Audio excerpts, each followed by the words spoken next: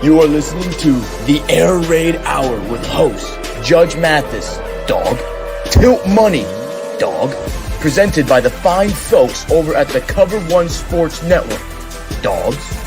Bills Mafia, let's go!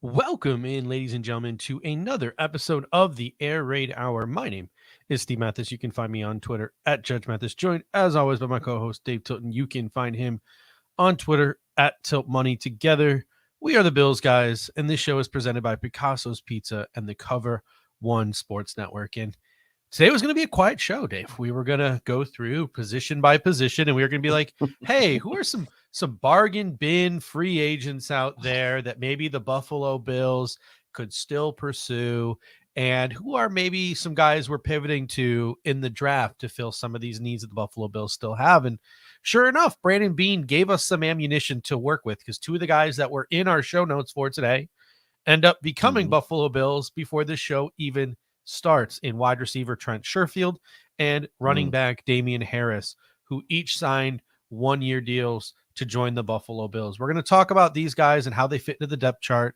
and where the Bills still have needs. We're going to talk about all of that tonight, but let's just start like Matt here, who says he's excited for a new power back with Harris.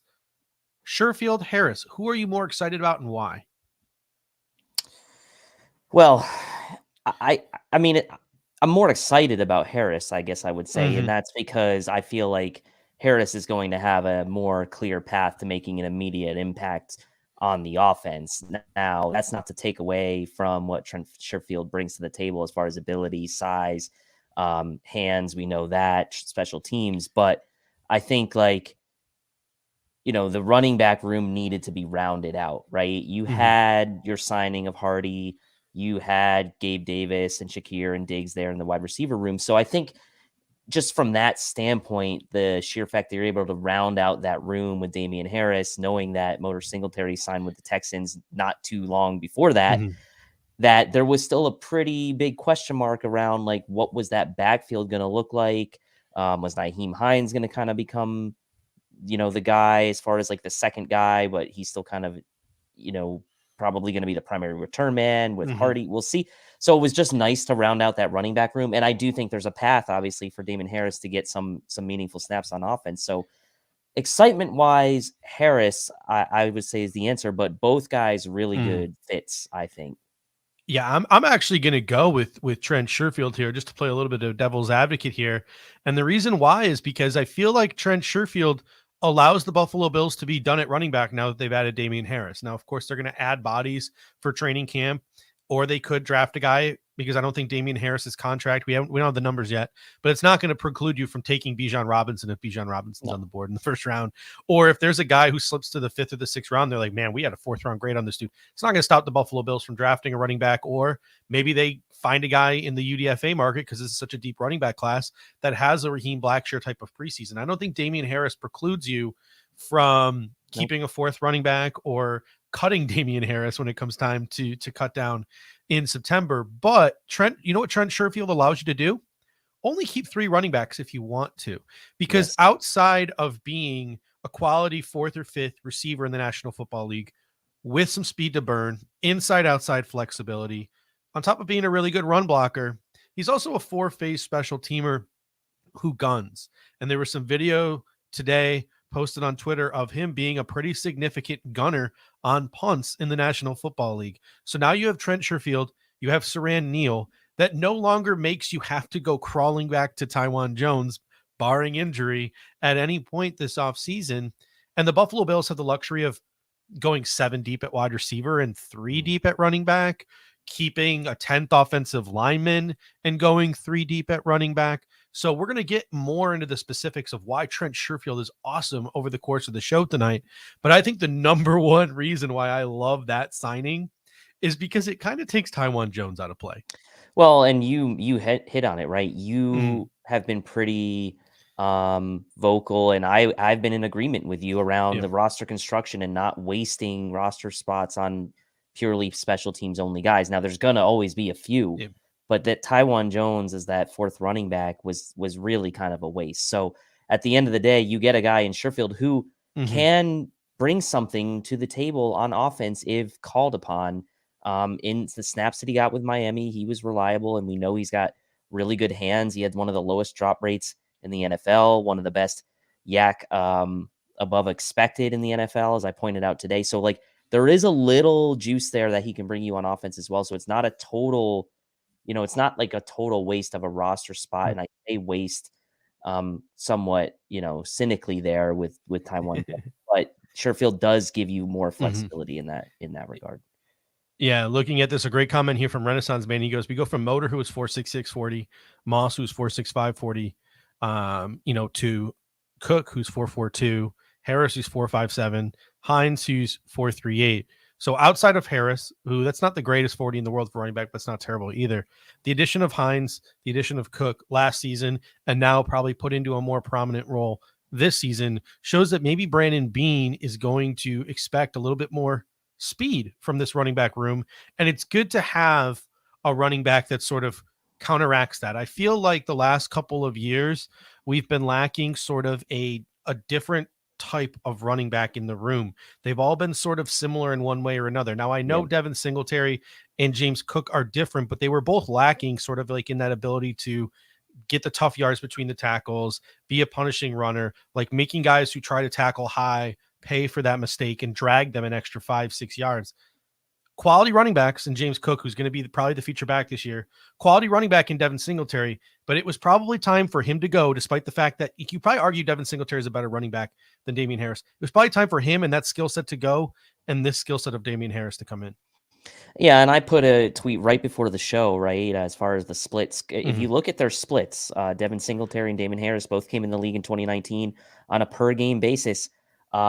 Really quite similar, right? Damien Harris in his career, 11.8 attempts per game. Devin Singletary, 11. Damien Harris, 55.1 yards per game. Devin Singletary, 51.7. 20 touchdowns for Damien Harris to Singletary's 16. Now, Singletary added a little more juice receiving, but Damien Harris only 3 career fumbles on all those totes. So I just think for what the Bills need from a fit right now, as Pops Mafia says, I think it's just a better fit. And that's what a lot of these free agent signings come down to is fit. Guys want to go to a place where they feel like they can contribute, and teams are looking for specific types of players. And it's not that different from the draft, right? You're looking for specific guys that will fit what you want to do. And Motor is a great back. Wish him nothing but the best in Houston. I think it'd be a great compliment to Dameon Pierce. But for the fit, I think Harris is just a better fit right now. Yeah, Nikki G comes in. I haven't seen a single person like try to douse any water on this signing at this point. Every Bills fan loves this signing, period. Now, there probably are. I haven't had a chance to read. I've been really busy today. So busy, in fact, that I think I've misspelled Dante Hardy's name like 15 times on Twitter. I've been so busy today. It's been H-A-R-D. It's been H-A-R-R-I-S. I just keep screwing up his name today because I've been working and tweeting at the same time. But every Bills fan, I haven't checked essentially what I'm saying is I haven't checked my comment section yet. I'm sure there are some people who are sad that it's not Derrick Henry or sad that it's not Austin Eckler, but I think they'll get over it real quick because I think Damien Harris, as you mentioned, is a good sort of blend into this room. And the contract details are not out yet. Spin asked the contract details are out yet. They are not out yet. And that leads us to another statistic too, that I think is a nice one, talking about the difference between Singletary and Harris. When you want guys to get those tough yards, when you want to close a game out with a running back that's not Josh Allen, right? Devin Singletary, 13 career fumbles, Damien Harris, 3 career fumbles. I think that's a statistic that was a little bit eye-popping that Greg Tomsett shared in the Cover One group chat. Somebody mentioned that in the comment section of one of his tweets. So to me, that is a eye-popping statistic and one that really sticks out to me. Yeah, and that's always been kind of like the one thing that's really been an Achilles heel for Singletary is like he'll get in these grooves, he'll get going, he'll be looking like he's heading for like a pretty good game, and he'll just have like a killer fumble, or a mental lapse, right? And I just, ball security is huge, especially in this situation right now where the Bills are really playing with very fine margins against these top teams in the AFC. Every little kind of margin counts here, and so ball security being paramount. That is something that you definitely need to look at as Harris having the edge. Yeah, on to the Buffalo Bills needs now, because I see a couple of people previous in the comment section had sort of mentioned it. When I was going through and I was looking at the Buffalo Bills roster, sort of a power back, however you want to sort of phrase that, a different type of running back was a need, no longer a need. The Bills can still add there, but no longer a need. The Buffalo Bills needed to add more depth at wide receiver. I think a lot of people would like to see an alpha in the room, and Trent Sherfield is certainly not an alpha. So wide receiver could definitely still be a need. Tight end, I think a lot of fans probably do not see tight end as a need, but I know, and you know, and we've been hearing some things. The Bills are sniffing around some of the tight ends in this draft. Guys like Luke Schoonmaker, guys like Zach Kuntz, etc. Offensive tackle, to me, we're going to talk about this. I think it's one of the biggest needs. I really do think that a guy like DeJuan Jones or Darnell Wright could be brought in, Anton Harrison, to compete with Spencer Brown. We could obviously use more depth on the interior of the offensive line.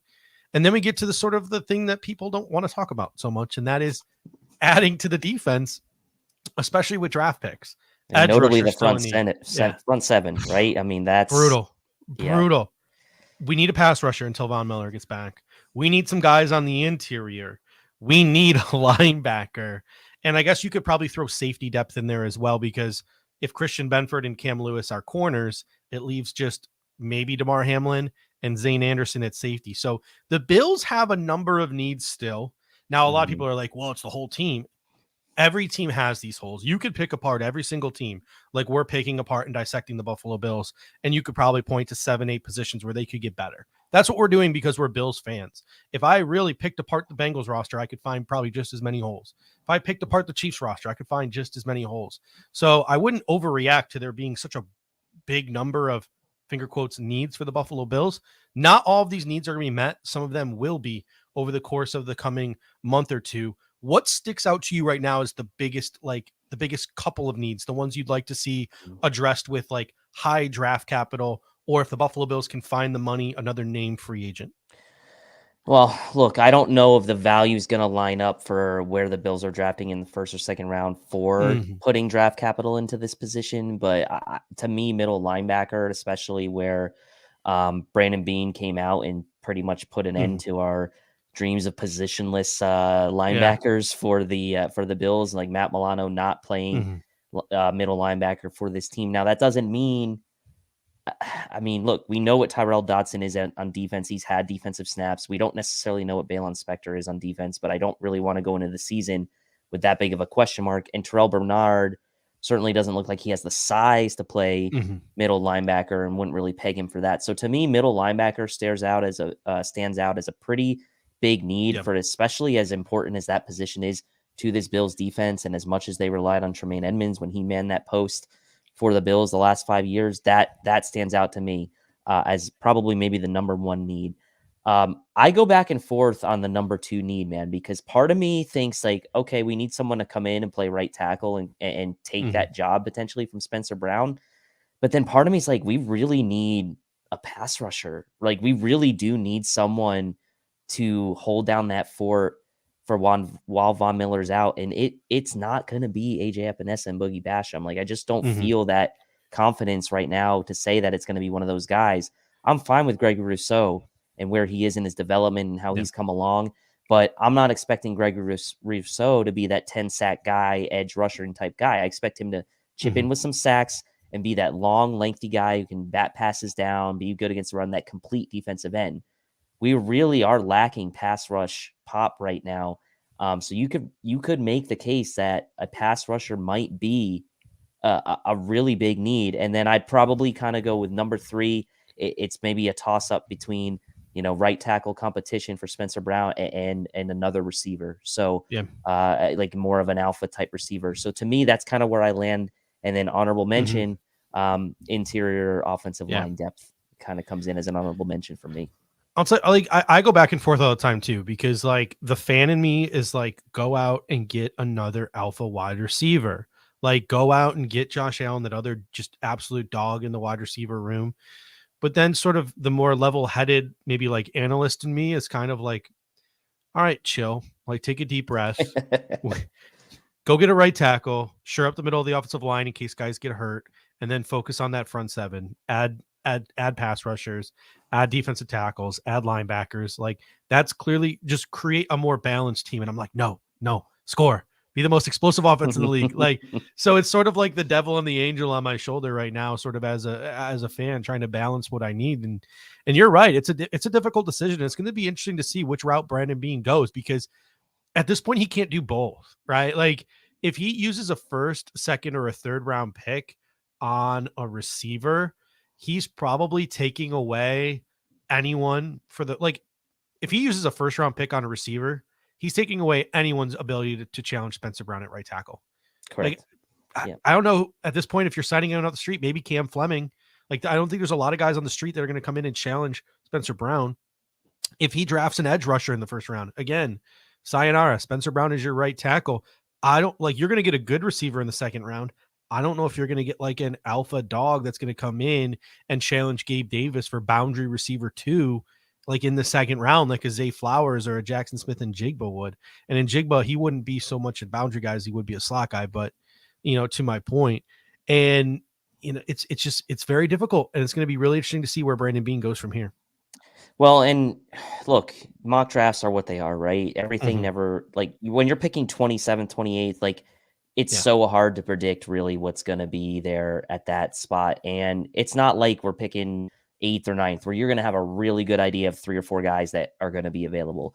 We don't know what the run on tackles might look like in this draft in the mid 20s. We don't know if a Darnell Wright or an Anton Harrison, if someone like that is going to be available to the Bills. So I think, again, to what Brandon Beane really tries to do, like put himself in a position where he's not pigeonholed into one position, see where the board falls. Maybe on his short list, he's got wide receiver, tackle, and linebacker, and he's just going to see how the board falls and take the best of the bunch. We don't know, but you make some good points, because if they do pass on a tackle in the first round, like it's pretty much Spencer Brown, and we don't have a guy like a Quessenberry that we've signed like we did last year that could potentially, like, who is that guy right now on the roster that is going to split reps with Spencer Brown at right tackle come camp? Do we have that guy? Is it Tom? Oh, we don't have a guy to split reps with Spencer Brown. But if you're talking like we're playing in a game, like if we were playing in a game tomorrow and Deion Dawkins or Spencer Brown got hurt, it would probably be Alec Anderson. Yeah, and that's my point, right? Like you need to add here. Right. And so it does creep its way up the priority list. I've seen a bunch of people in the comment section saying tackles a need. A lot of people still leaving edge rusher, maybe interior defensive lines a sneaky need as well, where we maybe don't go first round, but maybe a day 2 pick on interior defensive line, which has seemed to be popular with mock drafts right now as well. Keanu Benton, he's everybody's love child right now. Everybody's love child right now. All right, before we're going to go position. We're still going to go position by position tonight. Talk about free agents who are still available, where we think the Bills could go in the draft, where we're prioritizing guys. I really want to talk about linebacker, and we're going to get to linebacker probably pretty early on. But before we do, this show is brought to you by Picasso's Pizza. 4 great locations in Williamsville, West Seneca, Lancaster, and Blaisdell. Buffalo Pizza since 1980. You can order online at picassospizza.net. And if you're an out-of-towner like us, you can even get it mailed to your home. And I can tell you from experience, it's just as good as getting it fresh from the restaurant. Again, that is picassospizza.net. If you order now, you're no longer eating your feelings because you're upset at the Bills' lack of moves. You're now eating the pizza in celebration of Trent Sherfield and Damien Harris. So it feels a little bit better when you're stuffing your face with some Picasso's Pizza. So I was originally going to go in order, but screw it. Let's be wild tonight, Dave. Let's leave the script. Let's leave the script and let's go straight to linebacker. Yeah. And let's talk about the linebacker position for the Buffalo Bills right now. Currently on the roster, Matt Milano is your strong side backer. Mike linebacker is currently a competition, if the season were to start tomorrow, between Terrell Bernard and Tyrell Dodson. Then you have depth pieces, or a depth piece in Balon Spector, and a special teams only player in Tyler Matakevich. Right. My biggest concern here, because everyone in Bills Mafia loves Jack Campbell right now. I look at this draft and it's not a good draft for linebackers. It's not. It is Jack Campbell, and then it is Drew Sanders, and then it is Cam Jones, who's like a fringe late 3, early day 4 guy. That's what we're talking about in terms of pure mics. You can throw in the wild cards of Trenton Simpson, Dayon Henley, Demarion Overshone from Texas, Dorian Williams from you can throw those wild cards in there, but those are more Terrell Bernard, Matt Milano, and less true mics. When Brandon Beane came out and said, Matt Milano's not playing Mike. We're not playing positionless linebacker. So maybe he was being coy and it will be positionless. Trent Simpson seems like the kind of guy the Bills would love, but Trenton Simpson struggled last year as a stack linebacker. His best year came from 2 years ago when he played a safety nickel weak side linebacker hybrid type of role. Ivan Pace and Noah Sewell are in there as well. Again, we're going to talk about all of them tonight. I think some of them have their flaws as well, but my biggest issue is Jack Campbell. If you don't get him at 27, he might not be there at 59. So this is my biggest issue with free agency so far. The Bills have pigeonholed themselves in a way that they pigeonholed themselves last year with Kyer Elam. And last year with Kyer Elam, it wasn't a coincidence the Chiefs traded up in front of the Bills to take Trent McDuffie. The Pittsburgh Steelers are in front of us right now because they were worse team than us. I don't think they're going to take a guy like Jack Campbell in the first round, but they're also ahead of us twice in the second round. And the Pittsburgh Steelers are pretty bad at middle linebacker as well, losing Devin Bush, Miles Jack, and not replacing those guys. So Pittsburgh's just as bad off at linebacker as us. It's a concern. The Bills, I think, have maybe pigeonholed themselves a little bit. So what are your thoughts on where we go from here at linebacker? And I think they pigeonholed themselves worse than they did last year, right? Because think about all the corners we talked about last year: Kyer Elam, Roger McCreary, Kyler Gordon. McCreary and Gordon were picked after the Bills picked, right? So they had options at corner. Yeah. There's not a ton of options at middle linebacker for pick 27 outside of Jack Campbell, and that's really going to be a potential issue for the Bills if they decide that is a priority position for them. It really shows you how much of a freak of nature Tremaine Edmunds was with that size and speed that he had at that Mike spot. Like, you don't find guys like that. Like, guys like that are getting picked in the top, 15, 20, like Tremaine Edmunds did. And so, like, outside of Jack Campbell, you don't feel great about sitting around waiting till round 2 for some of these other guys. Now, there are other guys that you could get later in the draft, but, like, what are they going to bring you more than a guy like Terrell Dodson or Balen Spector or Terrell Bernard is? And then you've potentially not wasted, but invested a couple picks at the linebacker spot, and you're not really sure what you want to do with it. So for me, if I'm the Bills, what I'm doing now is I am, we've got about a little over a month till the draft.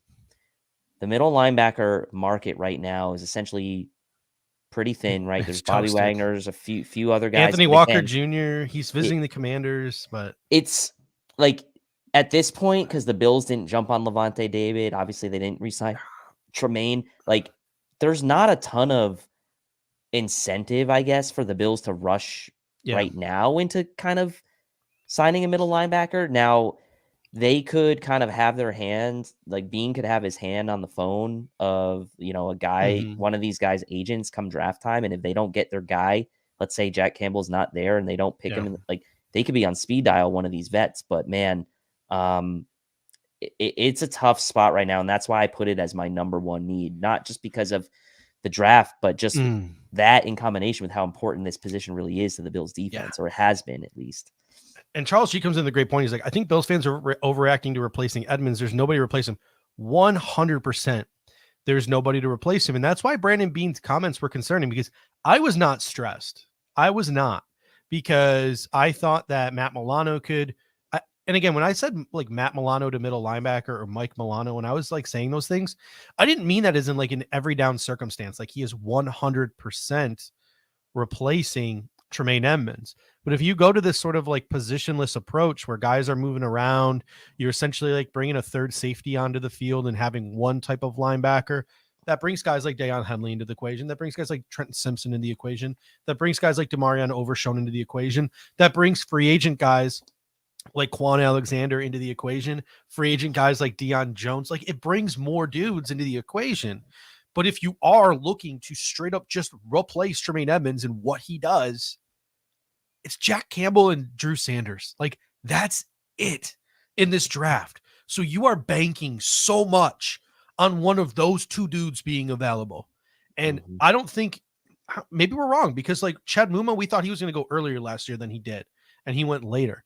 But I look at the Pittsburgh Steelers, and this could all very well work out, right? Like, this could all be fine 2 months from now. And all this panicking was for nothing.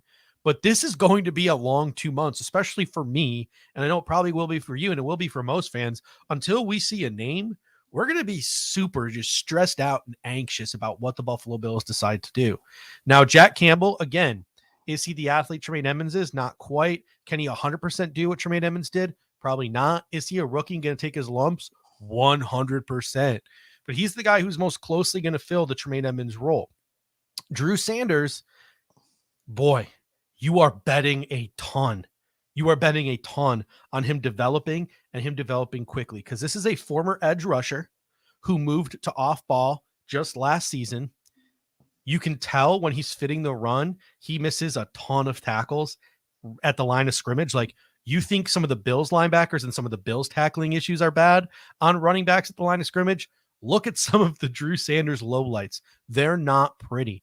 And not to mention, as a former edge player, he still does struggle a little bit, especially in man-to-man coverage and matching up with guys because he's a little stiff. But he's the freakiest of the athletes. He's this year's Troy Anderson. If you're the Buffalo Bills, like, and you're looking to replace Tremaine Edmunds, these are the only two left: free agency or the draft. And that's what's so scary. Yeah, it is. And like, you made a really nice like comparison of those two guys, right? Jack Campbell is the guy that football IQ, processing instincts, like, he's there, right? He is the guy that if you want day one to come in and like not have as much pressure on the dude mentally, that's the guy. But athletically, he did test well, so I'm not going to take that away from him. But Drew Sanders is the freak ceiling athlete that could be your ball of clay, could be your Tariq Woolen, if you will, of last year at the corner position, who look at what he did at corner for Seattle. I'm not saying that's going to be the case for Drew Sanders, but if you are betting on traits, which the Bills have done, by the way, with guys like Rousseau, with guys like Spencer Brown, like, they've bet first round picks on traits in a guy like Rousseau, who had 1 year production at the college level, and it wasn't even his most recent season. As we know, he sat out for a year, but Drew Sanders would be the guy. Now, I personally do believe that Drew Sanders will be available when the Bills pick. And so it comes down to whether they're willing to pull the trigger on a guy like that at the late first round to be that heir apparent to Tremaine Edmunds. So I'm not going to be mad if that's the pick. In fact, I'd be kind of excited about it, but it's a risk. There is definitely a risk involved that, at least in year one, there's going to be very unreasonable expectations on that guy's shoulders. And it's going to be maybe a bit unfair to him, honestly. Kenny Ragland comes in and says, I'm not stressed out. I like Spector and thinks he can play if given a shot. I like Balon Spector too, especially what I like from him in the preseason. But again, if you are looking at, and again, like, Sean McDermott could just be hiding some creativity and some changes to the scheme that we're just not aware of. So again, this is just me in panic mode, because it's like, you know, it's, what month is it? March? It's March, right? And we're ways away from seeing those changes on the field, or seeing, you know, what the Bills' plan is. So like, that unknown is you guys know me. I'm a panicker. I stress out. I have massive anxiety. This is what I'm anxious about right now. You look at Balon Spector, 6'1", 233, 31.5-inch arms. He's not going to have that reach in the middle of the field. He's not going to impact the middle of the field, especially in the passing game, like Tremaine Edmunds did. Somebody says, you guys don't like Ivan Pace Jr. We do. We do like him. Ivan Pace Not in Jr. the first round, though. Not in the first round, and not to replace Tremaine Edmunds. And like, to me, I would draft Ivan Pace Jr. and I would designate him as a pass rusher. Like, I wouldn't even bother using him that much as a linebacker. Obviously, he's got that versatility, but I think Ivan Pace is more like a Lorenzo Alexander type, like for a team that uses 3 linebackers, or he's a guy who just is sort of like a jack of all trades. Like, occasionally he's a linebacker, occasionally he's a pass rusher. He's a special teams maven. But like, if you're trying to replace Tremaine Edmunds, right? That giant behemoth, massive man who throws off the passing game in the middle of the football field. Ivan Pace Jr. is 5'10.5". He's got 30 and 1/4 inch arms, right? the best comp I've seen for him, or I shouldn't even say the best comp, but the most frequent comp I've seen for Ivan Pace Jr. has been Denzel Perryman. When we look at Denzel Perryman in free agency, what do we say about Denzel Perryman? Oh, he's that old school traditional first and second down linebacker. That's not what the Buffalo Bills are looking for. So Ivan Pace Jr., despite the fact that he's a much better pass rusher and I think could be used more creatively than a guy like Denzel Perryman, I'm just not seeing that as a replacement for a Tremaine Edmunds. If the Bills take him, I would love it. But I don't mean to sound like a jerk when I say this, I question whether Sean McDermott is creative enough to use Ivan Pace Jr. properly. Like, I selfishly want the Cowboys to draft him because I've called him Baby Micah. Like, the way that he rushes the passer, I just love watching him play football and get after the quarterback. I think a guy like Dan Quinn could turn him into an absolute monster. But for him, it's going to be about fit. And I just don't know if Buffalo's a fit. It's going to be about fit. And we talked a little bit about how edge rusher is a need for this team. So could the Bills get a little creative and sort of have a dual role in mind for a guy like Pace? I mean, that's the thing where you kind of look at resource allocation. You have 6 draft picks. You don't have a ton. You still got a lot of holes potentially on the defensive side of the ball. That's a guy that you can bring in and potentially figure out where he best fits as you go throughout the summer and throughout camp. Maybe through camp, he shows better as an edge rusher. Maybe that's where and you kind of solve a problem by taking a pretty versatile player. But you're right. It comes down to the coaching staff and what fit and what scheme they want to kind of put this guy in. And the Bills defense, while it has been good statistically, has not been the most creative, has not been the most exotic. And obviously that might change now with Sean McDermott having more of a direct say in it. No defensive coordinator, he's going to be the guy calling the plays. So we'll see about a guy like that. Maybe he becomes more of an option, or at least a option that wouldn't have otherwise been in the past. Yeah. Looking over too, I just want to throw some names out there. We're going to talk about them more during draft season, but there are some other guys that I like. The Buffalo Bills have spoken to at the Combine D Winners and at the Senior Bowl. They talked to Mohamed Diabate from Utah. Again, those are guys where it's like they're technically like middle linebackers, but they look more Milano-y and Bernardi than they do like sort of that traditional Tremaine Edmunds. So those are some guys that I like as well. Obviously, 2 NC State guys that I really like are Drake Thomas and Isaiah Moore. I know the Patriots really loved Isaiah Moore at the Senior Bowl. He could be a little bit of a sleeper, but those are guys that are like depth linebackers, special teamers, kind of like in the Balon Specter mold. Drake Thomas, to me, he's like, if you want a young AJ Klein, like that's to me what he is. Like, he is a very good run defender. He was NC State's Defensive Player of the Year in 2021. But his length, and he doesn't have long arms. He's got short arms. He's not going to be great in pass coverage, but he's a good run defender. So a new Matakevich, if you're looking for a new Matakevich, maybe. Yeah, maybe so. But I do like, I'm obviously going to support my NC State guys. So, but it'll be interesting too, because like if the Bills are willing to go positionless at linebacker, Trenton Simpson is now in play. Deion Henley is in play. DeMarvion Overshawn is in play. Yeah. Dorian Williams is in. Those guys are in play if the Buffalo Bills are willing to go positionless. But again, reading the tea leaves from Brandon Beane doesn't really. I don't know if the Bills are going to be willing to go there. So that'll be super interesting. Let's go now to the defensive line, and let's talk about it. Right, like looking at it, edge rusher. You have Von Miller, who might not be ready to start the season. You have Gregory Rousseau, who I feel completely comfortable with as your strong side left end. But then you have AJ Epinesa, Boogie Basham, Kingsley Jonathan. And we saw it play out on the field, a serious lack of pass rush ability when Von Miller isn't there. So do the Buffalo Bills look to add it? Edge rusher. You look at defensive tackle. There's a ton of defensive tackles on the Bills roster right now, by the way. Daquan Jones is your one tech. The only other one tech on the roster is Ilianku. Now, some people will say, oh, Tim Settle's a one tech. Tim Settle should have been a 3 tech. He played 1 tech last year because Jordan Phillips was here and he sucked. So if you want to maybe salvage Tim Settle in year 2 of this 2-year deal, you're probably going to want to move him back to 3 tech behind Ed Oliver if Ed Oliver continues to be on this roster past the end of this offseason. And then you have Brandon Bryant, Cortez Broughton, Kendall Vickers, all 3 techs. So the Buffalo Bills are pass rusher and beef. Those are the 2 things that I think are missing in this defensive line room right now. What do you think is the most things that are missing? It is that, and I feel like it's freaking Groundhog Day with talking about this defensive line every year. It's like we need more pass rushers, we need more beef in the middle, and we end up going the other direction. We get like good run defending edge players, and we get like these tweener 3 tech wannabe 1 tech, maybe don't know what they really are, and so it's frustrating. And if you look at sort of the long-term outlook for this team, I mean, Von Miller is the only defensive lineman on this team who's under contract beyond 2024. So you'd like to think maybe an extension's coming for Daquan Jones.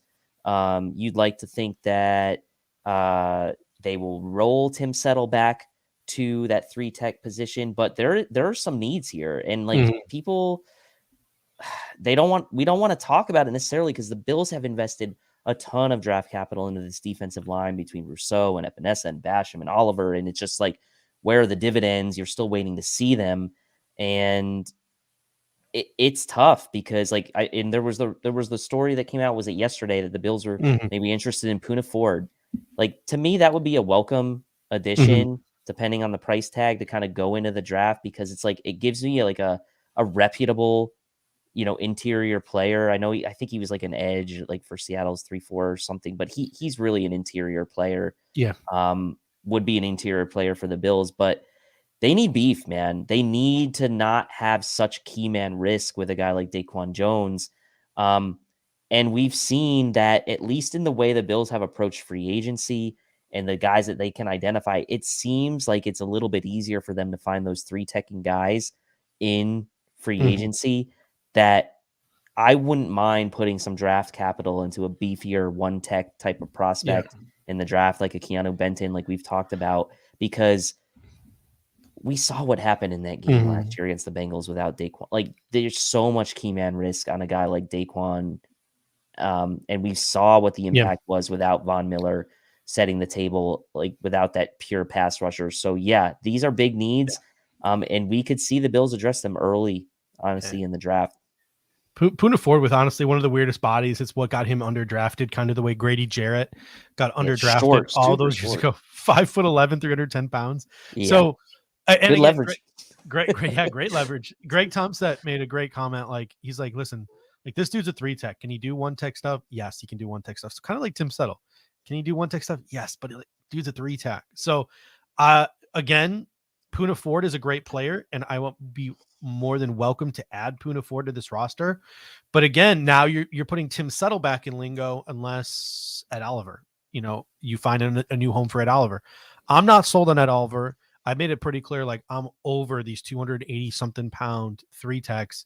I obviously there are the exceptions to the rules, guys like Aaron Donald. I get that. Obviously, Ed Oliver, when healthy, is a pretty solid football player. But Ed Oliver, you don't want to pay a second contract to a guy who's dependent on everyone else around him to be good. You want to pay a second contract and big money to a guy who makes everybody around him better. And Ed Oliver has not done that yet in his career. So to me, if you can add Poona Ford, and then you go into the draft and you can add a Keanu Benton in the 2nd round, or you can add a Broderick Martin later, get a 1 tech to go behind Daquan Jones, have Poona Ford, and just maybe try to reinvigorate the career of Tim Settle. And now you have trade bait at Oliver. So, like, Brian Bauer says, I'm beyond done with that Oliver. I am too. Like, don't get me wrong. The Buffalo Bills can create an environment for Ed Oliver to be successful this year. They can go out and they can add a beefy 1 tech, Daquan Jones, beefy 1 tech, Von Miller comes back, Ed Oliver gets healthy, Ed Oliver has a really good year. But then if they go and they double down and pay him, like I just said, I'm going to be frustrated, because I just don't think at any point in his career he has made the people around him better. The people around him have made him better. What are your thoughts on that, Oliver? It's been a very interesting journey for Ed Oliver, right? Before, like, very, very early in the draft process, like, well before, like, in the winter, right before that draft, like, he was number 1 on Todd McShay's and ESPN's college prospect rankings, right? He was the number 1 player. Yeah. That kind of fell, obviously, leading up to the draft, and then he kind of fell. I would say, by most analysts' accounts, he fell to the Bills at 9. Right? People thought he would still go higher, and at the time thought it was like a really good value pick, and maybe Brandon Beane, in the same vein as a Boogie Basham, saw that and was like, I have to take this guy. Now it's a little bit different if it's a top 10 pick versus a guy you're taking in the second round in the 80s, but it's not all that different if you think about, like, from a value proposition, what Brandon Beane might have seen with that board falling. He was going to take the best guy that he thought was the best value. And it just, I wouldn't say it hasn't worked out for Ed Oliver, because he has had flashes, but he hasn't been like a dominant force like you would expect from a top 10 pick. And I think that's where people are coming out on Oliver. If this guy was a second round pick, we wouldn't be having this conversation. No, not at all. We'd be talking about, well, first of all, he'd be a free agent, but yes. What I mean is, like expectations coming along with being a top 10 pick have made it to where he hasn't lived up to the expectations in many's minds, and he hasn't warranted that next contract in many people's minds. And people are seeing the cap situation the Bills were in this year and seeing a very friendly, tradable 10 million to get off the cap, and they, those conversations started. So and Nikki G comes in, and again, I don't like to play this game too much. Like I don't like, I'm not a big fan of this game. But we've been doing it all the way back to the days of TJ Graham when we could have had Russ Wilson, or Terrell Troop when we could have had Rob Gronkowski. The latest rendition is Boogie Basham when we could have had Creed Humphrey. You could play this game for any team, like in almost any scenario. But the next 3 defensive tackles drafted in the first round after Ed Oliver taking 9th overall, you had Christian Wilkins go 13 to Miami. He's better and weighs 315 pounds. You have Dexter Lawrence go 17 to the Giants. Everyone made fun of that pick except for me. He's a 335-pound behemoth who has more than lived up to that contract and has been just an absolute monster for them. And then 19th overall pick, the Tennessee Titans selected, again, hindsight 2020, and this guy did miss his entire rookie season with torn ACL. It took Jeffrey Simmons. So the 3 defensive tackles that came off the board after Ed Oliver, it's just like, oof, like that plays a role in just how disappointing the career of Ed Oliver has been thus far. But I'm team one tech, right? Like I said, I'm team one tech because I don't want to create a hole. And unless we sign, unless we sign Poona Ford, we're creating a hole by getting rid of Ed Oliver. I don't want to draft a 3 tech, even though there are some 3 techs in this draft that people like. Kalijah Cansey, I would stay a million miles away from. If we draft him, I'm going to blow my brains out live on air. Like, it's not going to be pretty. I mean, this guy not only is Ed Oliver clone in terms of size, but he's got like short arms, just like everything going against him. And there are some other guys as well, but there are some really good 1 techs in this draft that I'm a big fan of. It starts obviously with Keanu Benton. I'm a big fan of Keanu Benton. I've been a big fan of his game. You have Siaki Ika, who I'm a big fan of, Broderick Martin, who I'm a big fan of, Keandre Coburn, who I'm a big fan of. There's even like Jacqueline Roy out of LSU, who the Buffalo Bills have met with. I'm a fan of him. So there's a lot of, and I'm trying to pull up my list here, but it's not pulling up. There's a lot of guys that I like at the 1 tech position. That's just me going off the top of my head there, that I think could look really good behind Daquan Jones. And then you have Jones, you have a draft pick, then you have Ed Oliver, you have Tim Settle or Poona Ford. That can get you through until next season. And then that leads us to edge rusher. I don't know what to do. I really don't. Like, Von Miller is going to come back eventually. Knowing Von Miller, knowing who he is, he's going to look good, hopefully, when he comes back. Even if it takes him a while to adjust, he'll be ready for the playoffs. But how do you survive until he gets back? Does Nolan Smith become interesting to you at pick 27 if he's there? Do guys like Will McDonald or Keon White become interesting to you at pick 27? Like, if you want an impact pass rusher, you're probably gonna have to use the 27th pick in the draft, or you can look into the free agent market. And looking into the free agent market, Frank Clark is still available. Robert Quinn, who went completely invisible after his trade to Philly. Yannick Ngakoue is an interesting one that's still available. Jadeveon Clowney. Al-Quadin Muhammad, Mario Addison, my personal favorite, Justin Houston. Dante Fowler Jr. was supposed to be going back to Dallas, but nothing's official there yet. I You like also Dante Fowler. have, I think he's the best fit from if you want a yeah, pure pass rushing talent who Mel, had a nice rebound last mhm. year. Dante Fowler would be the target for And me then personally. Melvin Ingram as well. Dante Fowler Jr. is number 1. I Yeah. think he's going back to Dallas. Yeah, seems like it. Yep. I would put Justin Houston number 2. And then, because I would rather go the veteran route. I'd rather our next free agent be an edge rusher. I don't know, man. At this point in free agency, do we try to convince Yannick to just come and reset his career here? Maybe like, hey, Von Miller's out. You have Greg Rousseau on the left end. You can be our right end. When Von Miller comes back, we have a pretty solid rotation. Come here, sack the quarterback, win some playoff games, hit the free agent market again next year. Could the Buffalo Bills, which has been like edge rusher hell, could they convince a guy like Yannick? I don't even know if they have enough money to do it. Well, I mean, the fact that he hasn't signed yet, I would imagine, is because he's probably looking for like $15 million a year. Right? I He's mean, the new new Jadeveon Clowney. yeah. I mean, and think about it. Even when Jadeveon's like situation was like bleak, he was still getting like an $8-9 million a year, 1 year deals, right? So like, are the Bills willing to Roger Saffold this one and give a guy like that 1 year, $8 to $10 million and really burn up the rest of their usable cap space for And a guy like give him that? some give him some void years to bring the cap down, but Yeah. kick the can down the road.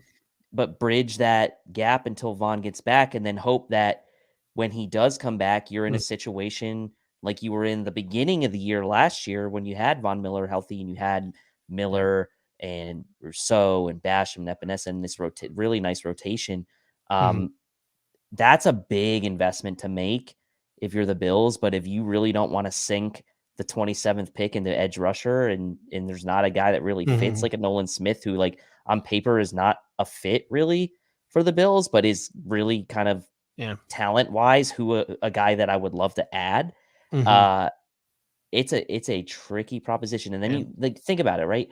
We've been talking about this pick in the first round, and like we've already talked about like 3 or 4 positions that it could potentially be. Well, it's only going to be one, right? So it's like the Bills have to figure out what the best way to fit this puzzle together is. And like, I'm with you.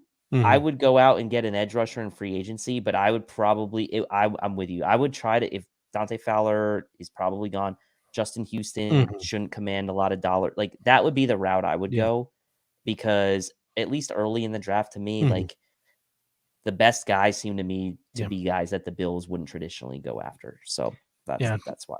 Jeremiah Bremer comes in and says they should try to get Frank Clark. My biggest concern with Frank Clark is like he shows up in the playoffs, right? Like that's when Frank Clark earns his money, has always been in the postseason.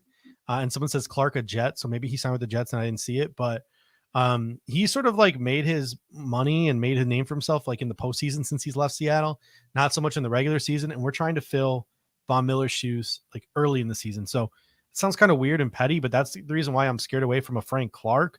Someone mentioned, a couple people have mentioned Shaq Lawson. Like, I get it. He's cheap. He's fun. You know, he's fan favorite.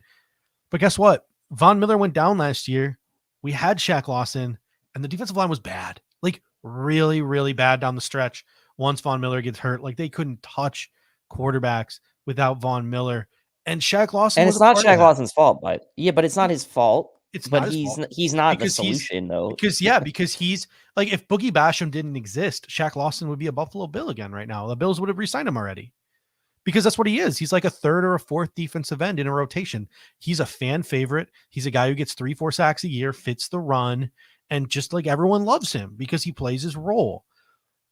He's not going to go get you like the 10 sacks while in the absence of Von Miller, which is the issue, right? Like, he's a good backup, Paz Mafia says. He is. That's what he is. That's not what we're looking for. We have good backups. Their names are AJ Epinesa and Boogie Basham. I mean, you can even argue that Boogie Basham is probably not a good backup, but hopefully he turns into a good backup. But you look at it, you're trying to fill the void across from Gregory Rousseau until Von Miller gets back. And you either are really trusting AJ Epinesa, and even then you want a better backup than Shaq Lawson because you want the pass rush upside. behind AJ Epinesa. That's what Justin Houston will get you. I mean, Yannick Ngakoue, 9.5 sacks last year, 10 sacks the years previous. Like, that's the tempting one now, right? That's the tempting Justin one Houston now. had like 9.5 sacks Yeah. last year too, didn't he? Yeah. So I mean, so I'll put this out there too. Like Justin Houston / Puna Ford. If we can add those two dudes before the draft, I put that on social media. I'm perfectly content. Like, take Jack Campbell at 27 for all I care. If we had those two guys in free agency, like those would probably be my top two. Someone says go get Jerry Hughes. That's a possibility. Cost you about $5 million. You'd have to trade some ad sets for him because he's under contract. So there are some options for the Buffalo Bills, and it'll be really interesting to see how Brandon Beane goes about it. Let's just finish off the defense here. We've talked linebacker, we've talked defensive line, the secondary. And, I'll tell you what, I saw a really good quote from Lou Anarumo today because people were talking to him about why Dax Hill didn't play last year. And he was like, because like secondary is important. Communication is important. Like you want those guys to be in sync with each other. You don't rotate your DBs. And I think the Buffalo Bills have really good starting DBs and some really good backup DBs. Like I'm completely content with the secondary outside of like maybe adding a safety. Trey White, second year coming off of a torn ACL. I think he could round back into form. And if he does, look out. Kyer Elam, second year after having to learn some zone stuff. Maybe Sean McDermott incorporating some man stuff to fit him a little bit. If he's the CB2 this year, we could see him click. That would be fun and exciting across from Trey White. You have Poyer back, healthy too. Poyer, the new because combo. Last year he played unhealthy. He talked about feeling the need to come back and help this team out and play injured. He wasn't 100%. You could tell. And then you have Micah Hyde coming back, plus Teron Johnson in the nickel. That's a really solid DB room. Then you throw in the depth of Dane Jackson, the versatility of Christian Benford. Like you got some names. Now our DBs dropped like flies last year, and that was the biggest issue. They got to stay healthy. But in terms of starters, I feel really confident in the group that we have.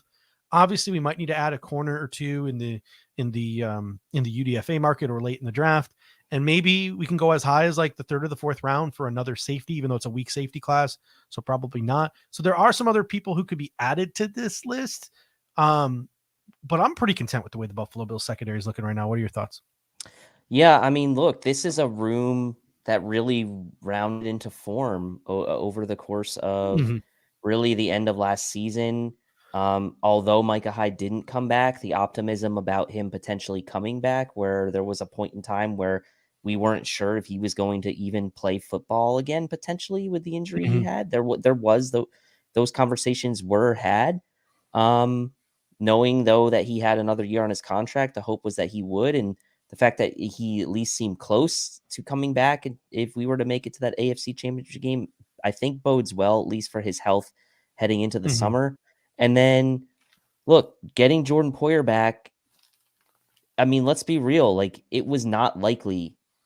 It did not look likely that we were going to get him back really at any point at the onset of free agency or leading up to free agency, and things worked out in our favor in that regard. So this room with Kyer Elam going into year 2, Trey White another year removed from that injury, the positive play of Benford, getting Dane Jackson back, which I thought was the first domino that needed to fall as far as the CB situation. Like that back end is looking really good. And like you said, safety depth is really the only thing you're maybe concerned about. Obviously playing for beyond 2024 or 2023, like you're going to have questions about, the same questions we had about the starting safeties as we did this year, albeit next time it will be about Micah Hyde and not Jordan Poyer, as it was this year was Jordan Poyer and not Micah Hyde. So Jim asked, how many safeties do we have under contract for 2024? Well, we have Jordan Poyer under contract,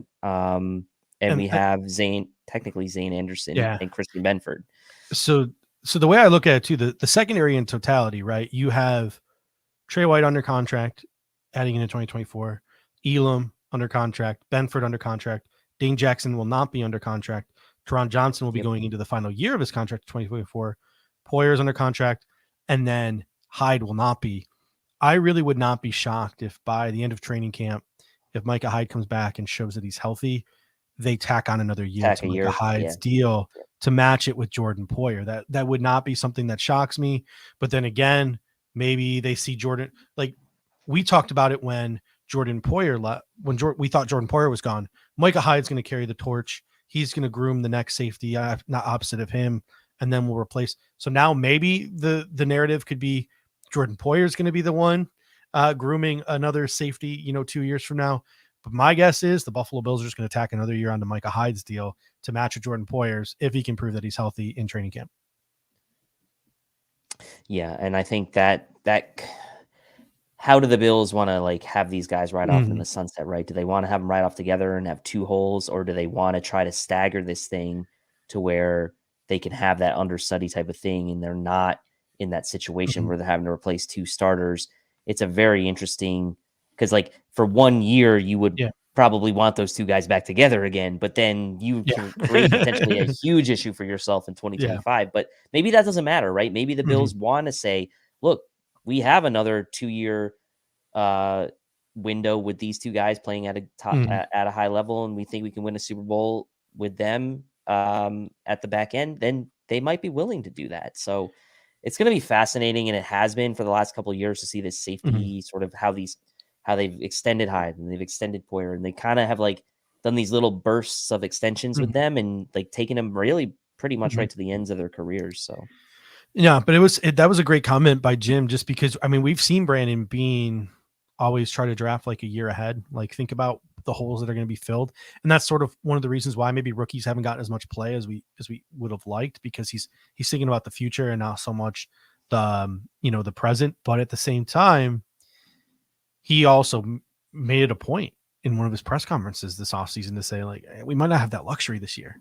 So who knows? It'll be interesting to see which Brandon Beane, which Brandon Beane shows up on draft day. Is it drafting for 2025 Brandon Beane, or is it drafting for, 2024 Brandon Beane, or is it drafted for 2023 Brandon Beane? Got a super chat here from Gabe. He says, I really like Daniel Scott from Cal in the 6th round. Big fan of Daniel Scott. He had a really good combine.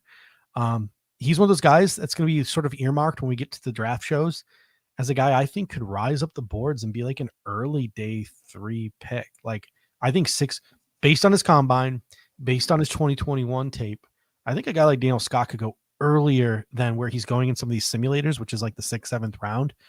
And he's a center fielder type. So he's the kind of guy that you're looking to replace like a Micah Hyde with. It's not so much a guy you're looking to replace Jordan Poyer with.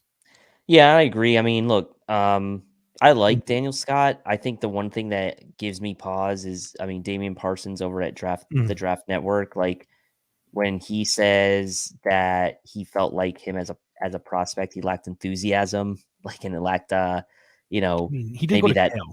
Yeah, he did. Play on that Cal team. that is something that can be probably coached up, but it, the commitment, the effort level, it gives me like, and that's why he's down in the day 3. So, and that's a lot of stuff that we're just like not privy to too, right? Like, like no offense to Damien, right? Like I'm not calling him out here, but like he's not doing the legwork like that the Buffalo Bills are or other NFL teams are in terms of like, and because he doesn't have the manpower to do it, right? Like he's not at the pro day. He doesn't like have connections inside the locker room. Like he's not visiting the camp. But like that's what these NFL teams do. Like they just know so much stuff that we just have no idea about. So when guys slide or go higher on draft day than we think, like a lot of times it's because of things that we just have no idea about, whether it's medicals, whether it's about personal things like that. So again, not a knock at Damien, love his work, but like he's right. Like he could be right. Like the enthusiasm doesn't show up on tape on a football field, but like there could be some exigent circumstances there. True. There for it. All right. So Damar Hamlin was mentioned a couple of times. Like I just don't know what to feel about. I just don't think right now we can. I just don't think right now we can count on him. Yeah. I would love for him to be back and in the mix, but like I just think if we're being conservative about it, like right now in middle of March, just like I'm just not gonna assume that he's gonna play, right? Like until he says he's ready. So we got Club Lee coming in talking about Jair Brown, CCMK Sampson coming in talking about JL Skinner. I mean, there's like I said, a weak safety class, but like there's always guys later on in the draft that like you can go out and you can find a bargain And you can find like the Bills found in DeMar Hamlin, like the Bills thought they had found in Jaquan Johnson, like the Bills found in Christian Benford. Like there are diamonds in the rough that you can go out and you can find. And obviously people in Bills Mafia are looking for them as well. And while I don't think the Buffalo Bills are going to be like in the Sidney Brown range, like Chris Jenke's talking about here, because he's going to go high. Like I think guys like Jamie Robinson, Chris Smith, Sidney Brown, I don't think the Buffalo Bills are going to go after those guys anymore. The Anthony Johnsons of the world, Brian Branches of the world.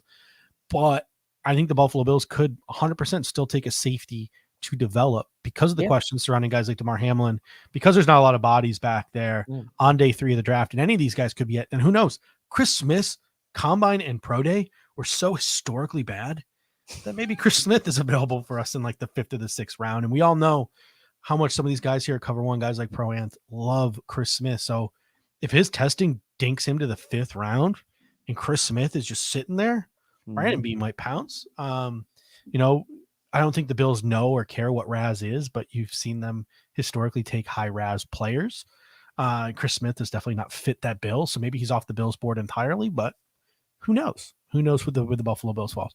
And if Branch falls to 27, that's a tough one too, right? Like, I mean, hey, just play Matt Milano at linebacker and bring Brian Branch up there to play the other linebacker spot if he's sitting there at 27. That's something to consider as well.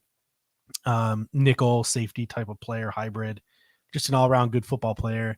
Maybe you try to trade back in that scenario, because maybe that's a guy that someone would be willing to trade back for, but it's hard to find a spot for him on this defense, unfortunately. But you're right. Like, if he's there at 27, like, that's a guy who sticks out on the board. All right. Transitioning now to offensive line. So the starting 5, like, could technically be set, right? Like Dawkins, McGovern, Morse, Bates, Brown. I think the biggest issue people will have when they look at this is really the only competent interior offensive line depth is Ike Butker, and there is no competent tackle depth, and there is certainly no competition for Spencer Brown, who is downright bad, even though we know his upside. So where are you leaning about how the Buffalo Bills should be attacking the offensive line throughout the rest of the offseason? Well, I mean, there's still some names out there. You mentioned Cam Fleming, and like that's a guy who I'd be interested in potentially bringing in as kind of like the David Questenberry of this year, if you will. And I think a better version of a guy like David Questenberry. So let's see maybe how the next 2 or 3 weeks shake out with free agency still going on. If a guy like Cam Fleming is still sitting out there, maybe he gets a call from the Buffalo Bills to say, hey, look, we need to round out our room.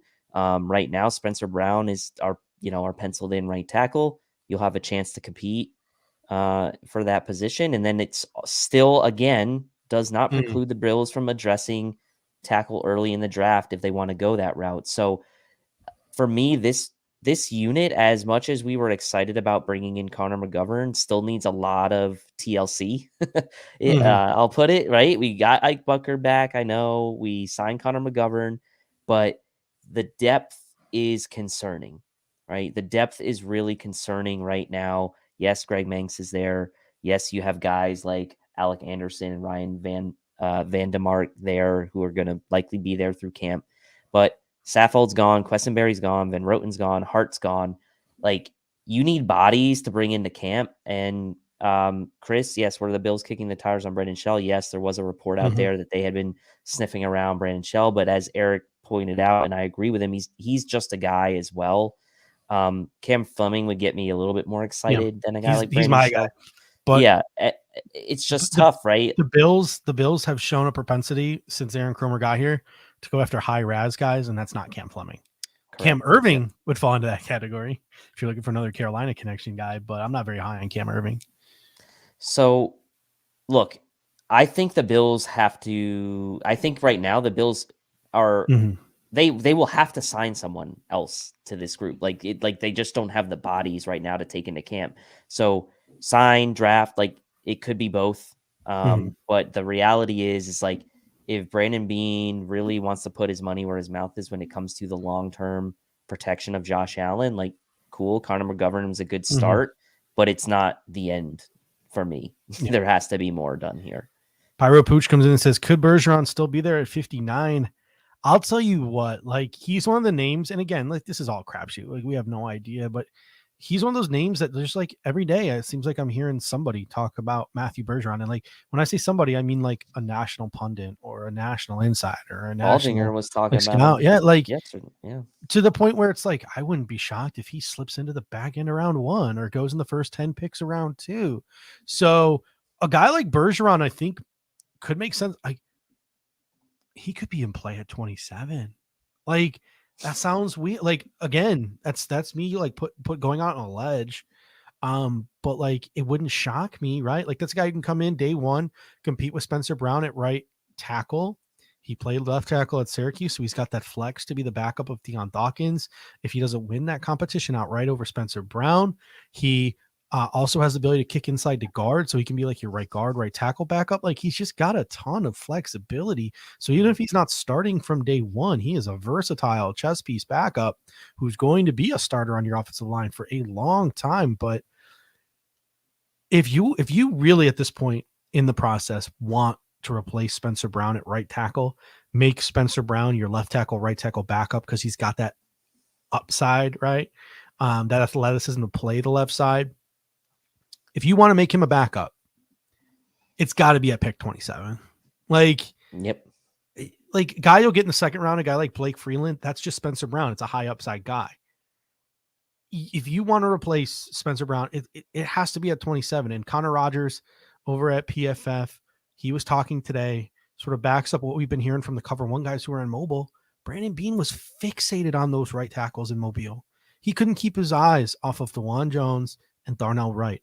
Now, Darnell Wright, you know, one of my favorite guys since early January, he's met with 20 teams at this point. He's going to go before pick 27. But DeJuan Jones, who maybe doesn't fit the RAS that we typically see the Buffalo Bills like, I think there's enough smoke around DeJuan Jones. And there's also Anton Harrison sitting there.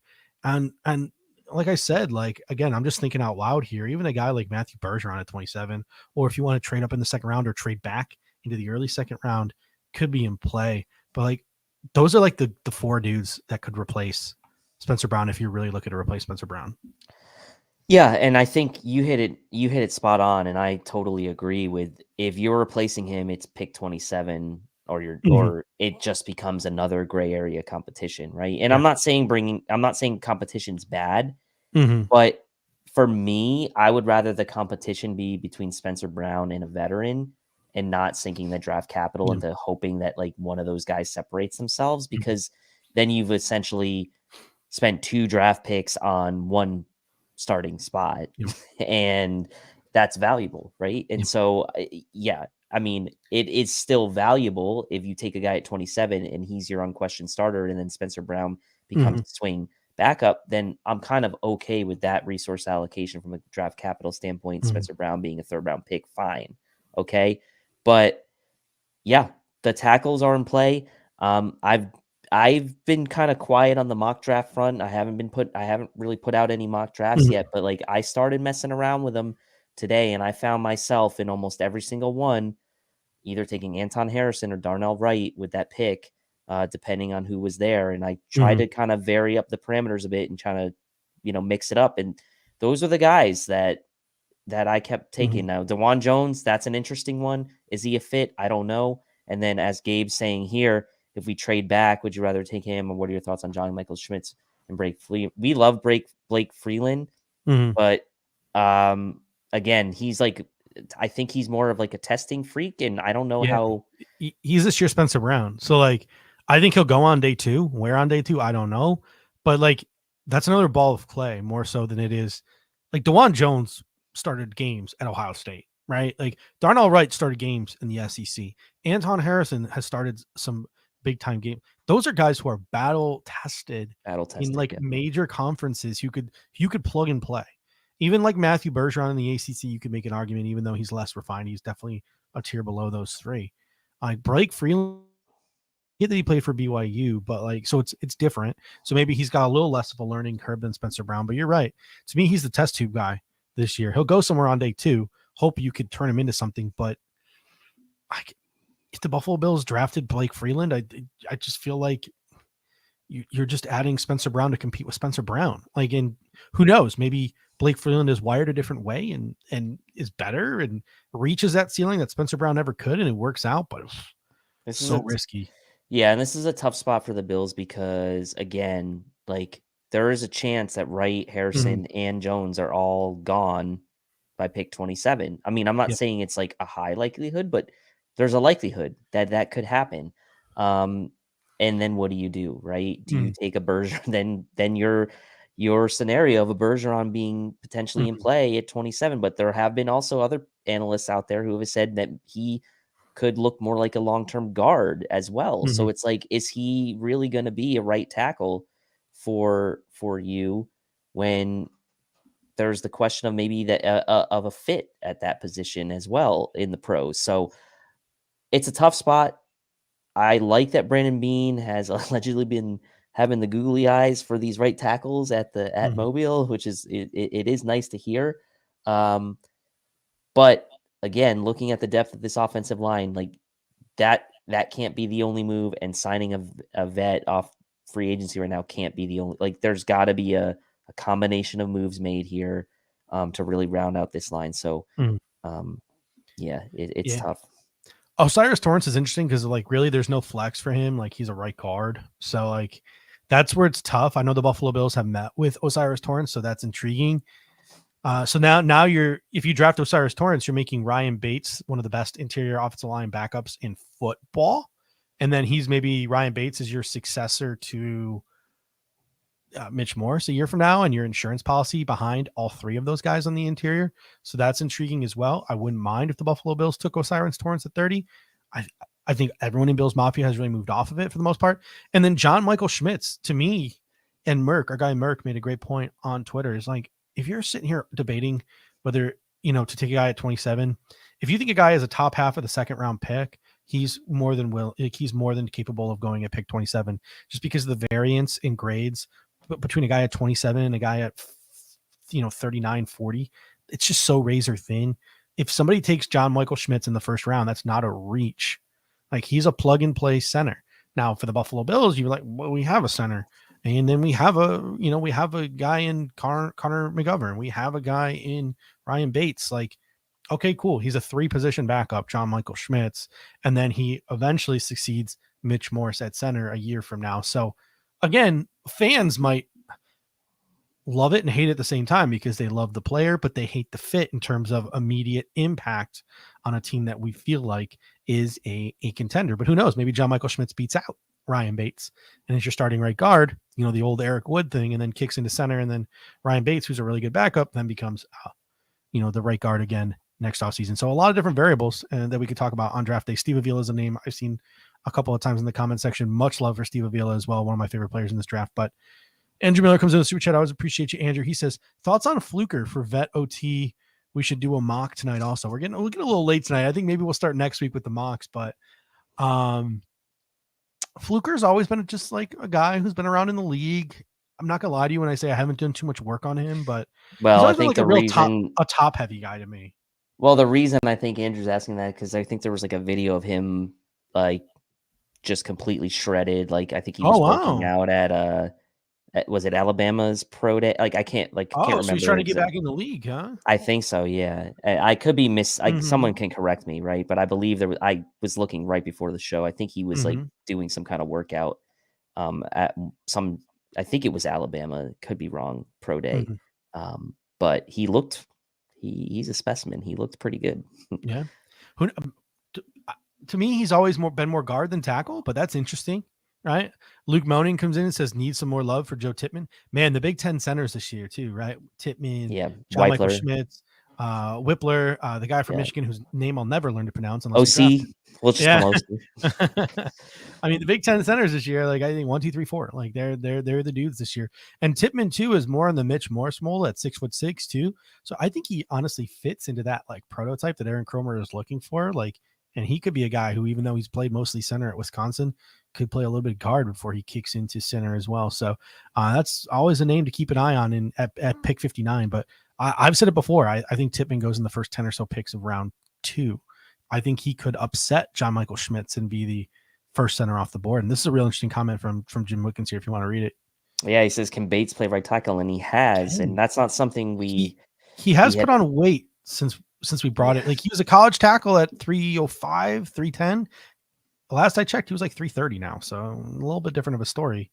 But like, I don't know if his web page has been updated, but I remember back when we were at Fanatics and we interviewed him, he said he was at 335 or something like that. So yeah. I mean, on ESPN, he's listed as 302, but I don't know how accurate. That was his college weight, right? Like, yeah, so I don't know. I think he said he was like 330, 335. He doesn't look that big, though. Yeah, I know. He doesn't look 330. Who knows? Maybe Ryan Bates does play a little bit of right tackle, but I just don't.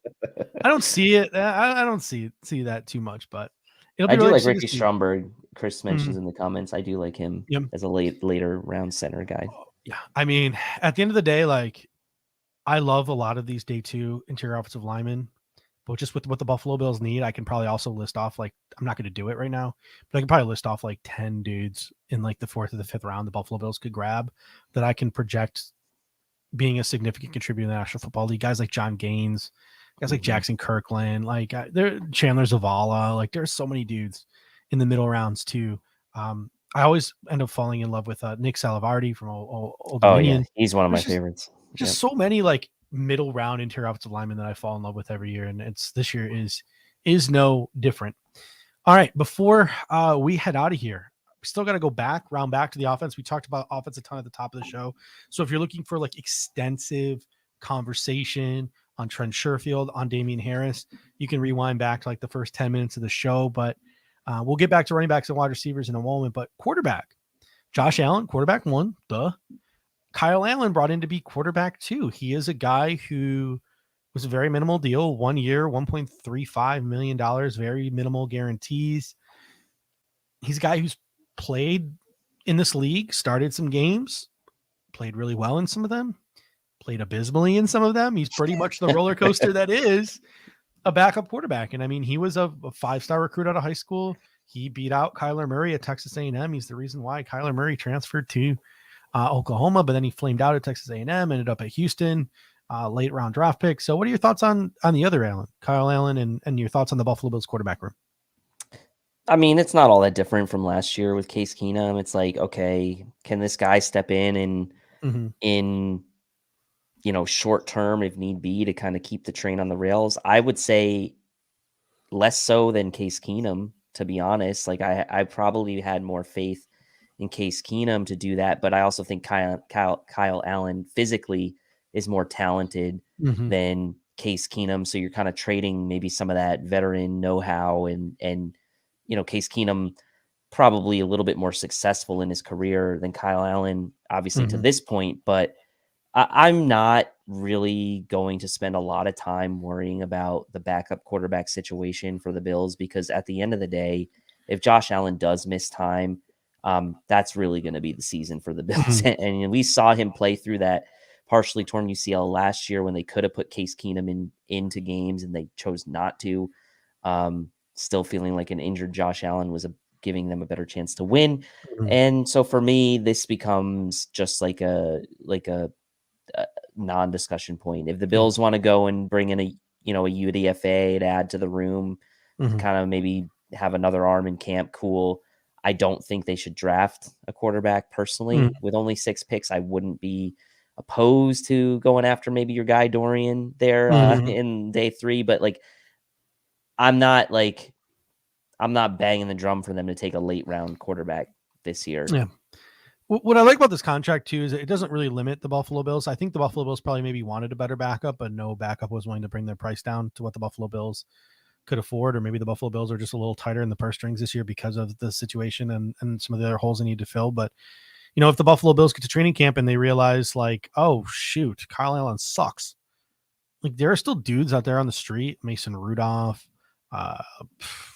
Brandon Allen, as Chris mentions here, Nate Sudfeld, Brett Rippon. Like, there are some dudes who are still on the street, like, who are about the level of Kyle Allen that you could give a call to and come in and compete. It doesn't stop you if a guy like Dorian Thompson-Robinson is there in the 5th round. Dave Arizi says draft Jake Haener in the 7th. I think you're underrating Jake Haener a little bit. I think he goes early day 3. It wouldn't shock me if he jumps like a Tanner McKee and is like the fifth or sixth quarterback drafted in this class. I really love Jake Haener. I think he's sort of like a more level-headed Baker Mayfield, and Baker Mayfield went first overall. Now people have learned their lesson from Baker Mayfield. So now a guy like Baker, would probably fall to the third, fourth, fifth round. But Jake Haener to me is a guy I think is going to go higher than the seventh. But if Jake Haener's sitting there, go for it. Like, go for it. Same with Dorian Thompson-Robinson. It doesn't stop you if I don't really like this draft class at quarterback outside the top four, but it doesn't stop you if a dude's there in the fifth round from making a decision. Now, hopefully it's a better decision when you drafted Jake Fromm. Don't draft Stenson Bennett. Do not do it. You'll lose your mind if you draft Stenson Bennett. And on top of that, too, is Kyle Allen and this very minimal contract doesn't preclude you from, it's August. Teddy Bridgewater still isn't signed anywhere. Does his price come down? Does a quarterback get cut? So it doesn't preclude you. There's not a lot of names left. Like, really, it's just Teddy Bridgewater and Matt Ryan and Carson Wentz. And it's not going to be Matt Ryan. And Carson Wentz, for the most part, from what I heard, like, no one wants him in the locker room. Like, if Teddy Bridgewater is still sitting there in August, Joe Brady worked with him in Carolina. Like, there's some connections here. Maybe the Bills can still go get him, in August, because his price will come down to $2 million instead of $6 or something like that. So that's the good part of Kyle Allen, is doesn't preclude you from making a move in the draft, which is unlikely, or even in August, if a free agent becomes available or is still available from this pool of absolute dog shit. Well, and that's the thing. I think that, again, this is the Bills realizing that it didn't really matter if they waited or if they signed Kyle Allen now. They were going to be able to get him for cheap. Like, they didn't have to wait for the musical chairs to end, because there's so many guys out there. They could be like, okay, well, we can assure you, right, we can sign you now, and we can still sign you for cheap, because at the end of the day, we could always go out and get someone else if need be. So, and like you said before, and the Bills have done in the past, with Keenum, with Mitch Trubisky, they've really kind of early in the free agency periods kind of addressed that backup quarterback position. So, in fact, signing Kyle Allen was maybe the latest they've addressed that in the last 3 years. So, they still got it done. All right. Again, just to sort of like the last 10 minutes or so here, sort of summarize what we talked about at the top of the show. Super excited to have a change of pace back here in Damien Harris. The contract numbers are not out yet, but what we love is Damien Harris is a good sort of change of pace, a different dynamic added to a room that's got two more maybe finesse guys in James Cook and Nyheim Hines. And as we mentioned at the top of the show, Damien Harris doesn't preclude the Buffalo Bills from making a move in the draft if someone is available. They really like Bijan, and he's there at 27 for some godforsaken reason. They really like Roshan Johnson, and they're willing to utilize a third-round pick on a running back. There's a guy sitting there in the fourth or the fifth round that shouldn't be there, right? Such a loaded free agent class, such a loaded draft class. Somebody's got to dip, right? Somebody's got to fall farther. Someone's going to be sitting there in the fifth round, and we're like, how is that running back still on the board? Does not preclude the Buffalo Bills from making that move, because my guess is he's going to have very little guarantees. So you can either carry 4 running backs, or you can cut Damien Harris in camp if you loses out to a guy you draft with. So I'm super excited about the way the running back room is going, because outside of a camp body and like a guy like Raheem Blackshear maybe stepping up, really the Bills could be done at this position. Yeah, I mean, and that's the thing, that signing Damien Harris, like, you know, the Bills were going to go into like camp or whatever the season with at least 3 running back offensive running backs, I'd say, because we know Tywan Jones was always the 4th guy, but they can either address this position in the draft, or they can literally do nothing until week 1. And I'm fine either way. The Bijan Robinson at 27 steam, maybe he lost some steam for those people tonight who really are big on Bijan. But, you know, his teammate, maybe early day 3, Damien Harris is only a 1-year deal. So again, the Bills could kind of keep churning this running back room over the years. And that's, again, we said it last show. I made the point. Brandon Beane has never really invested significant dollars or draft capital into this position since he's been here. And I don't consider signing Damien Harris to a 1-year deal as significant investment either. We'll see what the numbers are going to be, but I would have to imagine it's probably at or below what Devin Singletary signed for with the Texans. And Chris Jenke says, I'm team UDFA running back. Who knows? Maybe we sign a guy like Jordan Mims out of Fresno State. Maybe Mohamed Ibrahim doesn't get drafted out of Minnesota. Tavion Thomas from Utah. Like there's a number of dudes in this draft who could slip out of completely being drafted. Again, huge, deep running back class. Maybe there's a guy you sign off the streets after the draft, and he comes in and has a Raheem Blackshear type impact. You now have that Trent Sherfield eliminates that Tywan Jones roster spot. You could roster 4 running backs. If he like straight up beats out Damien Harris and proves himself as a pass blocker, he can take Damien Harris's spot and you can just cut Damien Harris loose. And then our guy Hans, he made a great point on Twitter the other day too. This is before Damien Harris signed. He said, maybe you just wait out Carolina and Raheem Blackshear gets waived, right? New team, like new staff there in Carolina, Frank Reich. They just signed Miles Sanders. They got Chuba Hubbard. Maybe they'll draft a guy. Who knows? Situation for Raheem Blackshear might end up getting cut, and he's a guy that would be on the Buffalo Bills radar if he's released at the end of training camp. So a guy like Raheem Blackshear, maybe you're a reunion in Buffalo months and months and months from now. I know August 2022 Bills fans would love to have that maybe fall into the Buffalo Bills laps. But then going to the wide receiver room now, sort of hinted at it with Trent Sherfield. I mean, this is a guy that just checks so many boxes, right? Yeah. Speed to kill, right? Speed to kill, bigger body, good blocker, 4-phase special teamer, gunner, showed some yards after the catch ability. I might have already said good run blocker, but I'm going to say it twice. Like this guy is the prototypical NFL 4th or 5th receiver. And with Deontay Hardy here and with Khalil Shakir, he's probably our 5th receiver. I mean, the Buffalo Bills, they could call it a day at wide receiver. They could. I'm not saying they will, but they could. Diggs, Davis, Shakir, Hardy, Sherfield, and then one of Keyshawn Johnson, Des Patman, and Isaiah Coulter, and just call it a day. They could do that. They're not going to, but I think now the question becomes, do you use a 1st, 2nd, or 3rd round pick on a wide receiver?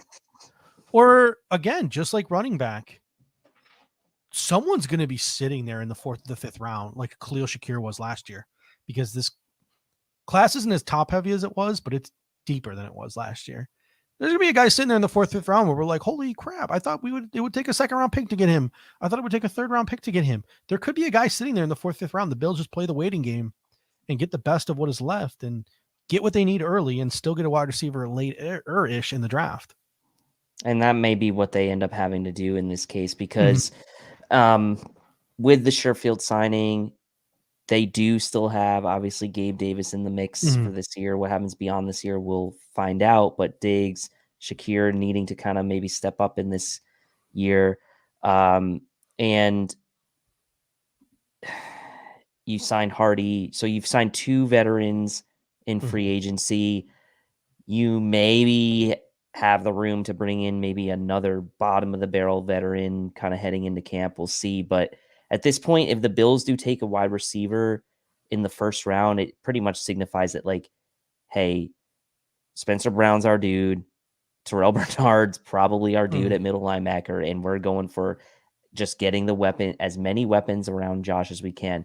Bringing in a guy like Hardy, who's great at separating, can stretch the field. Sherfield, special teamer, good hands when called upon. Like, reliability up and down from wide receiver 1 to wide receiver 6 for whoever is called upon. And wide receiver 6, as we've said many times in the past, like this is a guy that's not going to be called upon often on the offense, but we saw the injuries that kind of, dinged up the Bills a bit last year at this position with Crowder going out for time, Gabe Davis with the ankle. So like depth is important to have at this position for a team that's kind of, really living and dying by the arm of Josh Allen and making plays in the passing game. So look, depending on kind of how the board falls, a lot of people are going to be excited if the Bills take a wide receiver in the 1st round. But for me, in my ideal scenario, given the glaring, at least in my mind, hole at middle linebacker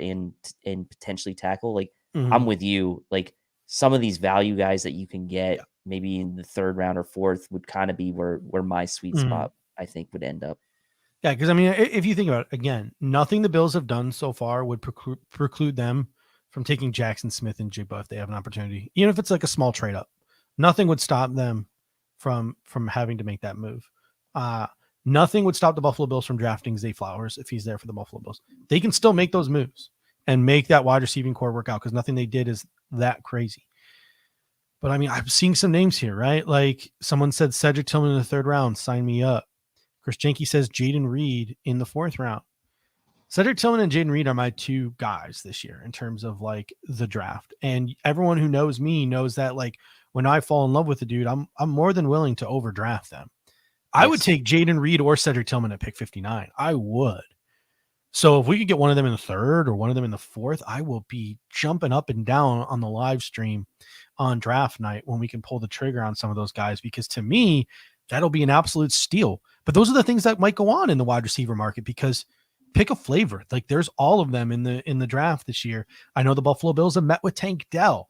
Now, personally, I love Tank Dell. I know you love Tank Dell, but like with Deontay Harris here, like seems redundant to me. It seems redundant. Like, and that's going to be like, where do the Bills go? Right? Do they go boundary possession? Because Trent Sherfield even sort of hinted, oh, I'm going to be a slot guy.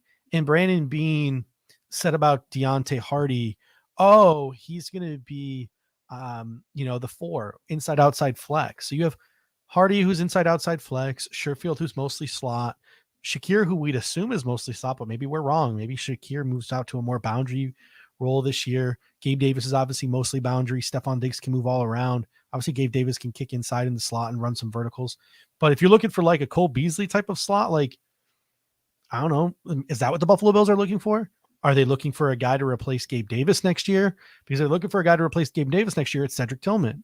If they're looking for a pure slot, you could be looking for a Tank Dell. Like, who knows what the Buffalo Bills are exactly looking for. Then you got the tiny little bottle rockets. You got Jalen Hyatt. You got Trey Palmer. You've got Tyler Scott from Cincinnati. And then even Marvin Mims, who I really like in this draft. And Chris Jenke says Jonathan Mingo, who's sort of like an AJ Brown, like type of thick slot. So like, pick your poison. Like there's just so many options for the Buffalo Bills, and it's going to be really interesting to see what direction Brandon Beane goes. Yeah, I mean, it was kind of a similar conversation last year, right? We had Jamison Crowder kind of penciled in as sort of the de facto slot.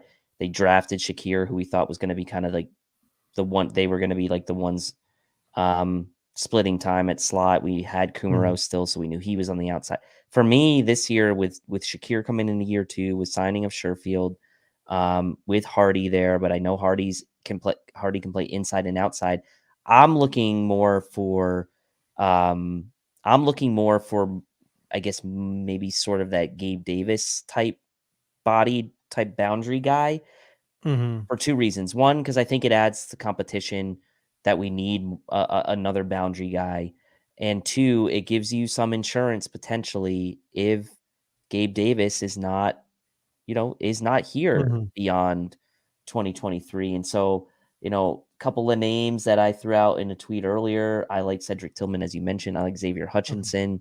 I like Michael Wilson. I like Landers from Arkansas. Like these are guys that I feel like from a body type and position perspective, like would be of interest to me, given the current makeup of the room. And now given with the signing of Sherfield and them hinting that he's going to be a slot man. So, a lot of different ways the Bills can go, as you mentioned. And so, again, gives them options. If they really fall in love with a certain player, it won't stop them, I don't think. Because, I mean, let's play a game here. Right? In this game, I just pulled up TDN's big board for wide receivers. Say 15 receivers are taken before the Buffalo Bills pick in the 4th round. And I'm just going to list off TDN's top 15 wide receivers.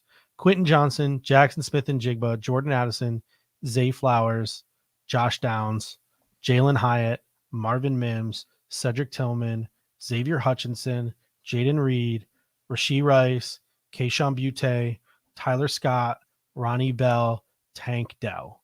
I just listed off 15 wide receivers that are TDN's top 15 wide receivers. Mm-hmm. So if the Buffalo, say that's how the board fell to TDN's liking, here are some of the receivers on the board that the Buffalo Bills could go after in the 4th round or later. Raheem Jarrett, really good, like slot type of option from Maryland, who's got some upside, ran a good 40. Stephon Diggs was a mentor of him as a child. Puka Nacua from Baylor, who we know a lot of our guys that cover one love. Andre Yoshivas, sort of a ball of clay. You don't need to rush him into the lineup, right? Because you have so many wide receivers. Jonathan Mingo, Trey Palmer, Trey Tucker, Parker Washington, Dontavion Wicks, Jalen Cropper, Michael Wilson, Antoine Green, Charlie Jones, Bryce Ford Wheaton. They have A.T. Perry so low. I don't know why they have A.T. Perry so low. But and I've been doing some Matt Landers, like that's still like I just named 12 dudes. Like it's crazy. I've been doing some just like comparison, like point in time comparisons to TDN's rankings. So I pulled their rankings as of February 2nd. And I pulled their rankings again today.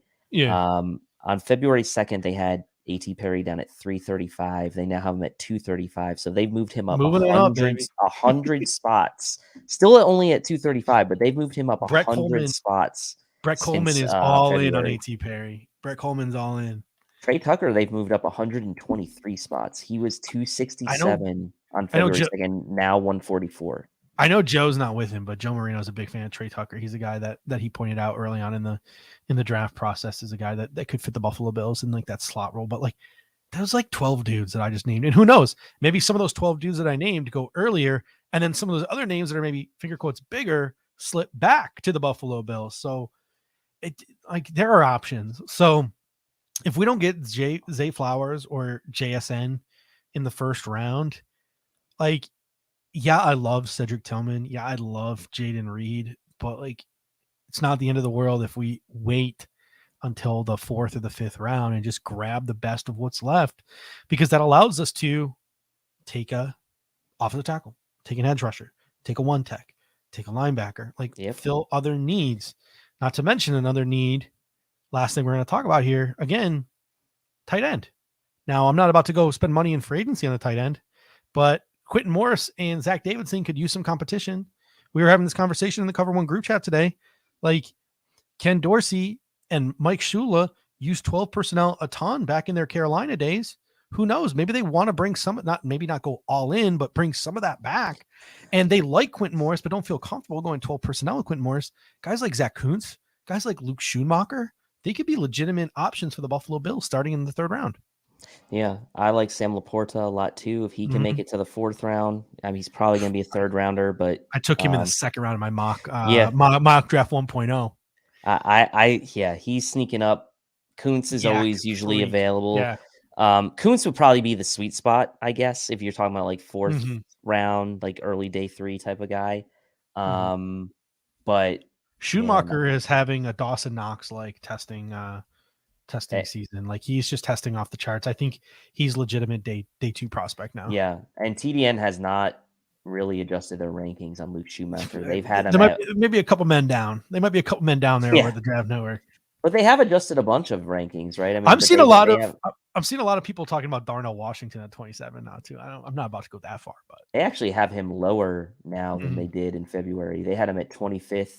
25th overall prospect February 2nd. Then they dropped him down to 31. But still first round. Tucker Kraft is another guy getting a lot of Dallas Goedert comps. Small schooler out of South Dakota. Brenton Strange doesn't really fit the Bills archetype at like 6'2", but just a mauler of a blocker. Brenton Strange out of Penn State. Love that dude. Leonard Taylor, I know, is your guy out of Cincinnati. I like Leonard Taylor. Again, but here's my thing with Leonard Taylor. If you're going to go 12 personnel, I don't know what you're getting out of him as like a blocker, right? Like, so to me, he's like an athletic guy, but he's more like in the Quentin Morris role, which who knows? Like, who really knows what the Buffalo Bills are looking for? And then there's like a ton of other guys later on in the draft if the Bills want to address tight end. Guys like Josh Wiley, guys like Will Mallory, Davis Allen. Like, there are some dudes. Payne Durham, who I really like out of Purdue, had a great Senior Bowl, but his testing just sucked. So I think he dinged himself down. So yeah, Chris Jenke says they need another blocking tight end. They need a new Tommy Sweeney in their life. So Oh God. Maybe Maybe they'll bring back Tommy Sweeney, and Yeah, let's not you'll put be that. so mad. Let's not put that into the ether there. But yeah, it'll be interesting to see where the Buffalo Bills go. And that's it, folks. We have worked ourselves through the entire roster. We'll do a mock next week. Yeah, we'll do a mock next week. We've talked about 100 plus free agents now. I think we've talked about 200 plus draft picks. So we've talked about all the different possibilities. So want to thank you guys so much for tuning in. I think that the rest of this off season is going to be a lot of fun. The only real thing that's keeping me up at night right now is one tech and linebacker. Those are the two things that are keeping me up the most. I don't know before we head out here, what's keeping you up the most? Linebacker is really keeping me up, man. And just, it's like, we're really going to, I think, feel the impact of not having Tremaine. And like, I think maybe people who didn't appreciate him before will grow to appreciate him now that he's gone. So you never really know what you have until it's gone, as they say. So linebacker's keeping me up a bit. Yeah. All right. Thank you guys so much. Jay Frank coming in saying you guys are great roster draft guys. Like, me and you have had this conversation before. As much as we love the regular season, these are the shows that we love the most, like constructing the roster, talking about fits, talking about free agents, sort of like the fantasy land type of stuff. That's our strike zone. That's what we enjoy the most. So this is our time of year right here.